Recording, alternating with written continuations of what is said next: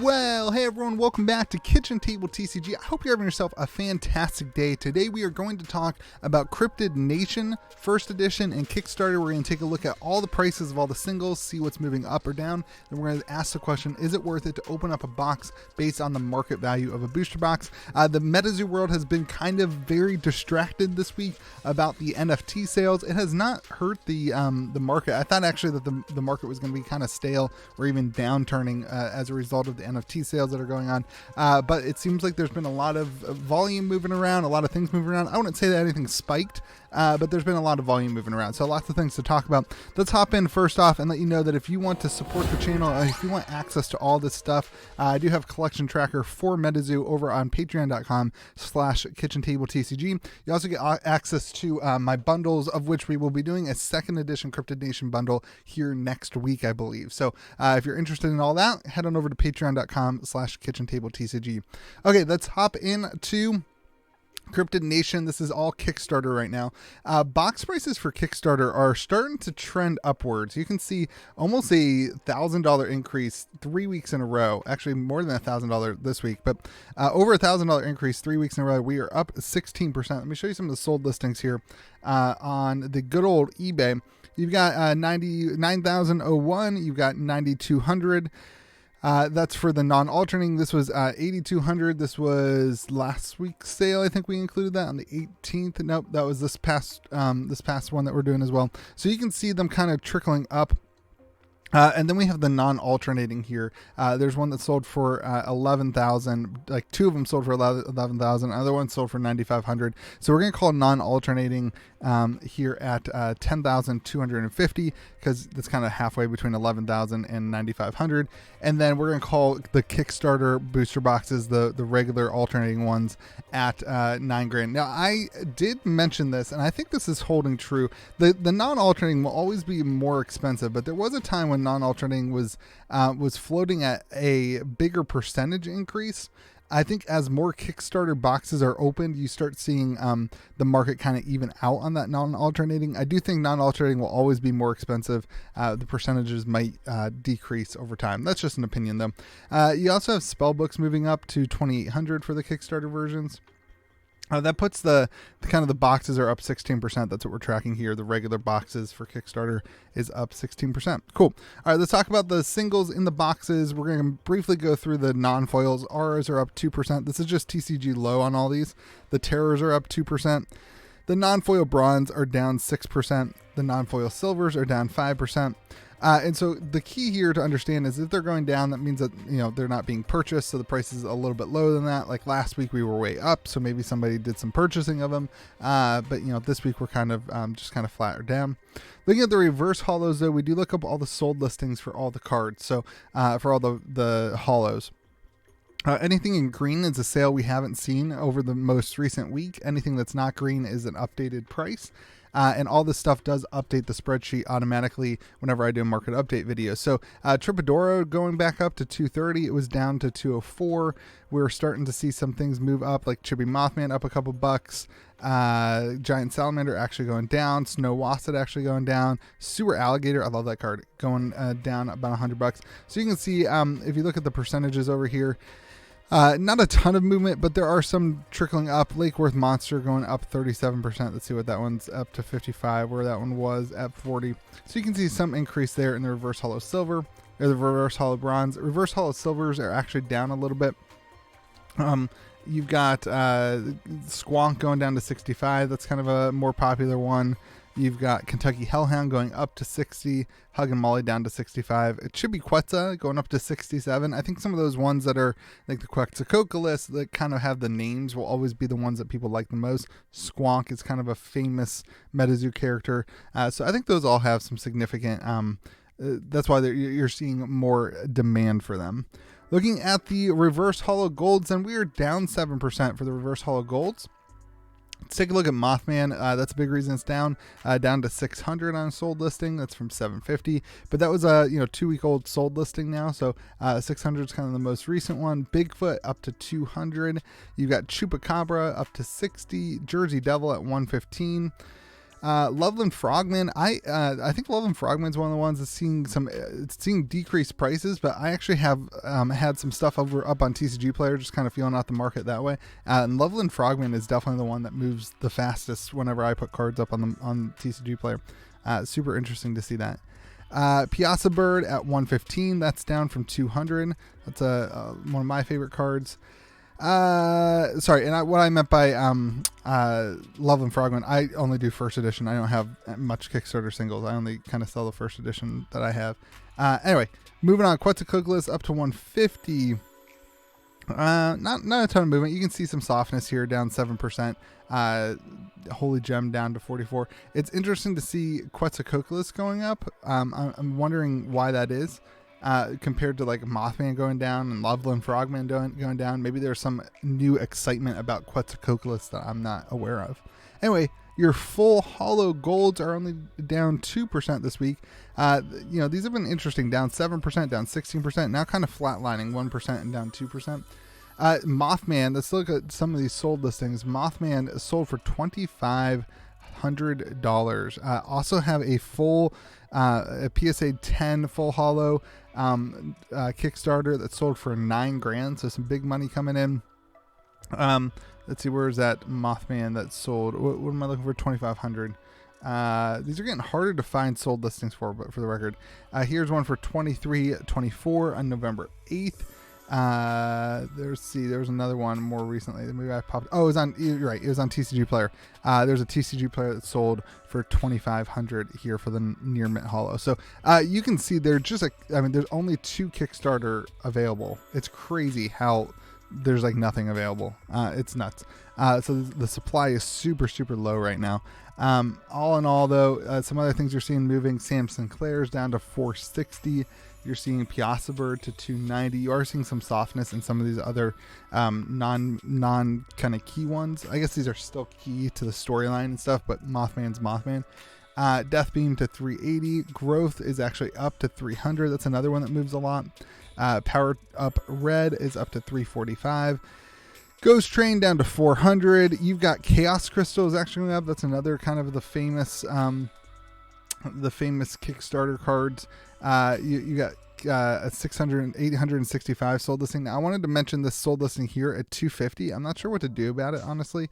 It's kind of weird. I tried to look at a photo. There's like a weird warp there in the card. If you can see, I'm assuming it's not just the reflection or something. I hate when people put cards in sleeves on eBay. It's impossible to see. It is a Kickstarter. It is full hollow to the best of my knowledge. They just kind of they do call it full hollow too, but that kind of warping is what kind of makes me think that maybe it was damage. It's not labeled as damage though, but I did want to say it before I tell you that this is what the card's worth. This one did sell for $250. That would be incredibly low compared to other sales of the card.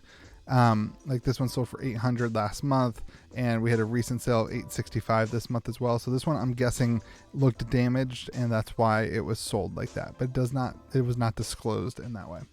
Anyway, you've got 140 on Unending Fire Crystal, Holy Gem 125, Lightning Glass at 150, Medium's Third Eye down to 97. Anyway, 2% loss. You've got some of them losing value, and then some of the more expensive ones gaining value, which is cool to see. All right, EV calculation here. You know how I do this. If you've been paying attention, we do all the pull rates that have been disclosed to us from Metazoo, and this is what you're going to get in your 12 hollow golds. You're getting $3,000, and your 13 reverse hollow golds, you're getting $1,300. This puts your box EV, if you do include the non-foils, at $8,298. But if you don't want to include these non-foils, they are difficult to sell. The bronze, the silver, those are a little bit more difficult to sell. You'd be sitting at $5,188 there. I do want to mention some of the things I'm seeing happen is people grading these pretty instantly. I do think what's going to happen is you're not going to see many more Mothman that aren't graded. And this kind of changes the question is like, what is a 9.0 Mothman worth? And maybe this EV should be more like, $5,000 if that's what's going for. But that's not what I do. I just kind of go with the raw price sales.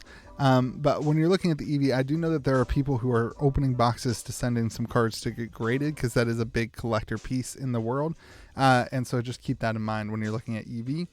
And that's all I got for you on Kickstarter. All right, let's hop into a first edition here. Let's start out at the booster box prices. On first edition stuff, we saw an increase here for a couple days, a pretty significant increase. If you back it all the way up, you saw boxes selling for about $975. A good chunk of them. This one sold for over $1,000. You started seeing a lot of volume, even on Facebook, a lot of moving. But I'm going to chuck these at $875 now for today's video, because you did have the value kind of jumped up to like the 950, and then it kind of here's another 1,000, here's another 1,100. That one's with a case. But now, if you look at more recently, there's 2 for $1,650. There's $835. They've kind of retraced back down to $850. That being said, if you follow the kind of historic data of this, we were at $750 4 weeks ago. We jumped up to $900, then to $918, down to $875. So you always kind of see retracements here. That's kind of normal, but overall in the last month, we are still up 13%, which is good. Spellbooks up to $215, not really moving too much. You've got your other decks there if you care about those prices. Let's hop in. Aura is at 50 cents. This is all TCG low. Terrors are at 57 cents. Non-foil bronzes are at 64 cents. Interesting to see some of those moving. I don't know if that has to do with maybe it's Nightfall coming out and people wanting to throw some cards in decks, whatever. Who knows? Non-foil silver is up 40% at 71 cents. Reverse hollow bronze, now as we get into things that we actually look up sold listings for. Nothing huge changing here. We are up 11%. Just kind of gradually, going up. $5 for the joint snake. Chibi Mothman. Again, like the Mothman name, the Quetzalcoatlus name, all those kind of seem to have a value boost. Sewer Alligator, I wanted to mention this one. Sewer Alligator has seen some increases that are now sticking. This is like where Nightfall is now, like where the cards are like $2, $3. And then it's like some of these ones they just love them. Like people just love Sewer Alligator. And so like that one gets bought a lot and the supply just isn't massive. So that's kind of what we're starting to see happen on a few of those cards, like Chibi Mothman, even like Bunnyman at $9 now. Like there's some of that happening. Sewer Alligator is definitely the best case scenario though for that. So looking at your reverse hollow silver, Squonk, another one of these, right? Like if you look way back, Squonk was like a $2 card for a couple weeks, but then it kind of jumped up to the now it's at $20. So you're seeing some increases on some of the more iconic cards, whereas some of the non as iconic cards are just Hug and Molly. They're just not. It just doesn't have that kind of name like Squonk. So anyway, 10% for $6.03. Reverse hollow golds are also up. Kind of across the board. You've got Mothman at $185 for reverse hollow, Chupacabra at $20, Jersey Devil at $13, Slide Rock Bolter $10. I'm just throwing out some random ones. Love them Frogman. That's again one that I've seen moving quite easily. Chaos Crystal at $63. We're up 11%. Let's see if there's any other high percentage ones that are moving up. Blood Ruby is up 30% to $16. You've got Piazza Bird up 44%. Reverse hollow. What was that one at $26 from $18? So you got some movement going on there on a lot of these. You're up 11%, and then the hollow golds are actually down almost 3% to an average of $40. Mothman taking a lot of that brute, going down to $404 from $450. Mothman's story is hilarious. It kind of started out at like three, so it started at like 180, jumped to 315, fell down to 150, jumped up to 400, and now is kind of floating there at the 400 price point. I love looking at the historical data of stuff. Actually, at the in the Patreon at the $15 tier, you actually get access to this actual document that you can kind of look at the history of the cards. It's kind of fun. I love sometimes I just like looking at where things are and where they were. You got Chaos Crystal at 147. I bet you wish it was 475. So all in all, 2% down. Let's see if there's any significant losses. You can kind of just see 6%, 4%, 11% for Unending Fire Crystal. Death Beam up 24%. Metal Man of Alabama, one of my other favorite cards, up 23%. Frozen Nightcrawler's up 15%. Mothman down 10%, Jersey Devil up 9%. So kind of just all over the place. That's where you don't see a huge spike or decrease there at the 2.5%. All right, let's take a look at the EV here. Oh, the box hopper, sorry. On the box hopper side of things, actually, shout out, oh man, I just dropped the name. I don't have it in front of me, but somebody in the Discord server, it starts with a J, Jeremiah or Jamal, I can't remember. I'll try to link the video. He pulled a, I'll link in the comment section. He pulled a red ink. It was pretty cool. He was like, he didn't know what it was, and he looked it up, and it was worth 10 grand and 9 grand, whatever it is, 7 grand. So pretty cool. So this does not include, or does it? Yeah, this should not include the red ink here.